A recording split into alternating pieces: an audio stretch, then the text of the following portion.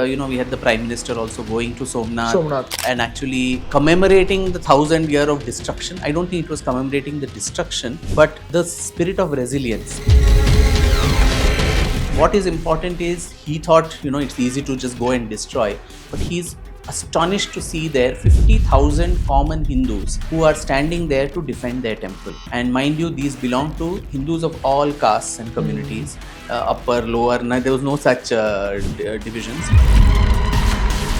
I want my name registered in history as a breaker of idols. Or Butchikan, that was the title they would all put with a lot of pride. Butchikan, that is, how many Buddhs or idols were broken. And so he breaks the Shivlinga, then it is pound into pieces. And the normal practice is the deity is demolished, the pieces are made, and they are put into the steps of the mosques back in Ghazni. The leftist historians, they draw a comparison between these invaders and Hindu kings. They say all these monarchs and kings were all the same. They were attacking each other, they were capturing each other's kingdom. There are no difference between each other. See, that is a very illogical argument, because so much of empathy and also pride about our ancestors that in the wake of the worst barbarities, they still managed to keep their faith, their customs, their language, their everything, alive. And to say the North has no culture and that is different. They suffered so that, the South, the culture could still remain pristine.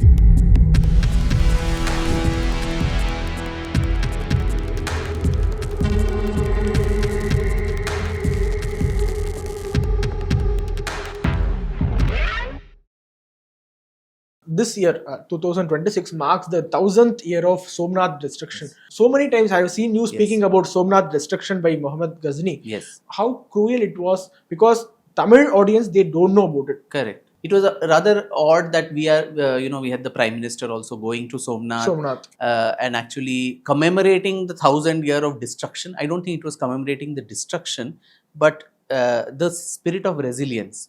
Though it might have been destroyed and very brutally, and I'll narrate what exactly happened at that time.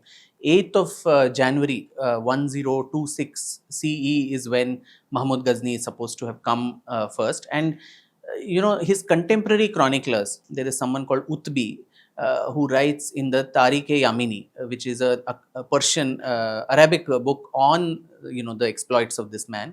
And he travels with him. So he says he received the information that there is an idol temple in Somnath, Sumanat or something is how they spell it, where people go and worship, and this is the place where people get moksha and all of these things. That was called the Prabhasa Kshetra. So, right from the Mahabharata and all these epics, we have references to Somnath and how Chandradeva was given a shrapam by Daksha Maharaja, and he gets that Shapa Vimochana happens in Somnath. So it's a place of great piety and belief for all Sanatanis. Now he comes all the way, and that time the Gujarat region, it is ruled by the Chalukya Solanki dynasty. The ruler, one fellow called Bhimadeva, he runs away because he sees this invading army. And so the Muhammad Ghazni has an easy route all the way to Somnath through the capital, which is called Patan. But what is important is he thought, it's easy to just go and destroy, but he's astonished to see there 50,000 common Hindus who are standing there to defend their temple. And mind you, these belong to Hindus of all castes and communities, upper, lower, there was no such divisions. Even farmers and others keeping very rudimentary, implements, they were ready for defending their temple, and it took him 3 days to kill all of them and then go inside the temple. And when he goes there, now you have a lot of Marxist historians and others, including people like Professor Romila Thapar, who say, he didn't come for theological reasons. It was not religious reasons. He was a looter, plunderer. And so when he comes there, he wanted wealth. And that's why he destroyed the temple. So, but Utbi and others later, Al-Baruni, there is Firishta, Minhaj-e-Siraj, many people who wrote about this much later also. They all write that when he goes after killing all these 50,000 people, the pujaris and all come to him and they say, you are a looter, you want money, right? I will give you double the amount of money that is there, just take it and go away and save my deity. And this fellow is supposed to have laughed and told them that if I do that, then my name will be recorded in history as a trader of idols, that I have traded money in return for the idol, but I want my name registered in history as a breaker of idols. Or Butchikan, that was the title they would all put with lot of pride. Butchikan, that is how many Butts or idols were broken. And so he breaks the Shivlinga, then it is pounded into pieces. And the normal practice is the deity is demolished, the pieces are made, and they are put into the steps of the mosques back in Ghazni or whichever other place, so that every time the faithful step on this, the religion of the kafir is subdued. So he does this and goes away, and it so happens that people who say, oh, where is this Hindu consciousness and all this? So while he is on his way, then all the other neighboring kings, see today through WhatsApp, this that you can get to know soon. But that time, maybe it took time for the other kings, and it was the contemporary was Bhoja, Paramara, Bhoja, the great Paramara ruler in Madhya Pradesh, what is today. So he actually attacks the retreating armies of Muhammad Ghazni so badly that this guy is literally he loses his way and wants to rush back to Ghazni in fright. And while he is doing that, on the way there is a anonymous some Hindu man who comes there, and he appears like a travel guide, and they're all dying of thirst, Muhammad Ghazni and his soldiers, and he tells them, I am a travel guide, I will take you to the nearest water body and have you drink water. So then he actually misleads them, takes them inside some desert and all that, and Muhammad Ghazni gets suspicious, is this fellow really authentic? And they catch him and torture him, and he confesses that I am no travel guide, I have no knowledge of the water body that is there here, you destroyed our deity, and so to take revenge, I was actually leading you here so that all of you die of thirst. And of course he is slaughtered. But so this was whether it was the royalty, the common Hindus, or this man who just tried to take revenge on him, they all tried to avenge the insult done to the deity. And this pattern that we see, all the major kshetras that you have, Somnath or Kashi, even Ayodhya, different places which were all destroyed, every time these fellows would invade and destroy, a new temple would come up. So similarly in Somnath, over 1,000 years, from 1026, when this man first destroyed the temple, there were multiple invasions later also. You had people like Alauddin Khilji and others who came and tried to destroy it. But every time there is a new temple that comes, there are a lot of local chieftains. Even when Alauddin Khilji in the 13th century comes and tries to demolish, he takes away the Shivlinga and goes back to put it in Delhi under the steps of the mosque. The new temple that is built, that is. And then you had some of these local chieftains. There is some guy called Kanhad Dev, who is a Maru Chauhan in the Jalore region. There are other Bhil, Begadaji, so many others. They all come here and they take back the Shivlinga. It is put, restored back. So there are multiple, incidents of plunder, rebuilding. Finally, of course, it is Devi Ahilyabai Holkar, who in the 18th century gets a new temple which is built, and it's only after independence that the grand Somnath Mandir, despite Nehru's opposition, comes up there as a vision of Sardar Patel. So whenever we talk about these invaders, their barbaric activities, etc., the leftist historians, they draw a comparison between these invaders and Hindu kings. They say all these monarchs and kings were all the same. They were attacking each other. They were capturing each other's kingdom. There are no difference between each other. See, that is a very illogical argument, because obviously in the medieval times or in early medieval, later medieval times, barbarism, violence, that was part of kingship. If you had to, there were brutalities in war.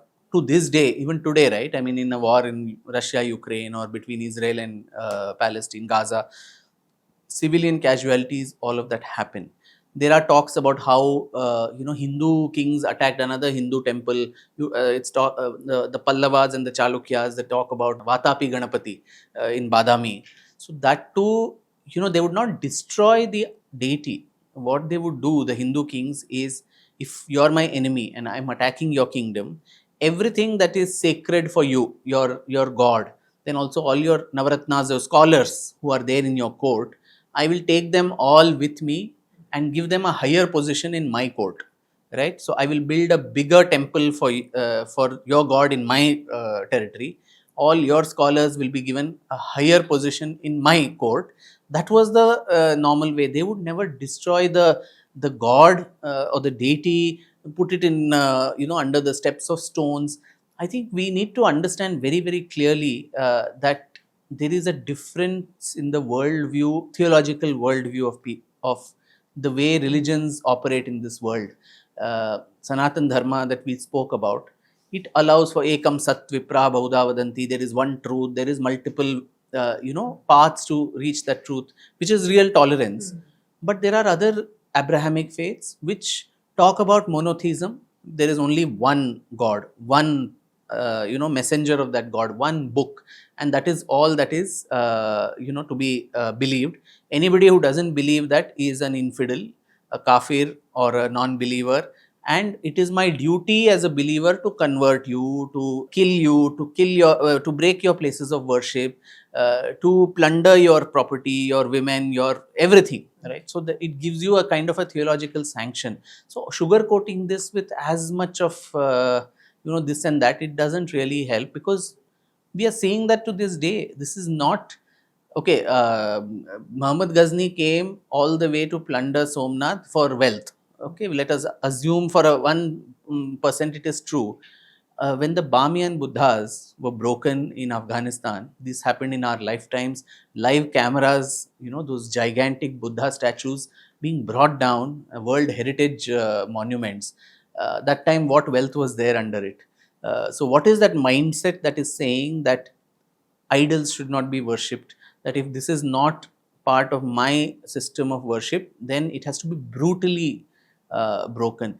Why are we so scared to just say that yes, this is a worldview and it is problematic to coexist there? Why is it that among all the OIC nations, we don't have a single secular Muslim nation? Why? I mean, there needs to be, now there is some amount of openness where, even Abu Dhabi and the UAE, you had Swaminarayan temples coming up there and so on. But that's also a process of evolution.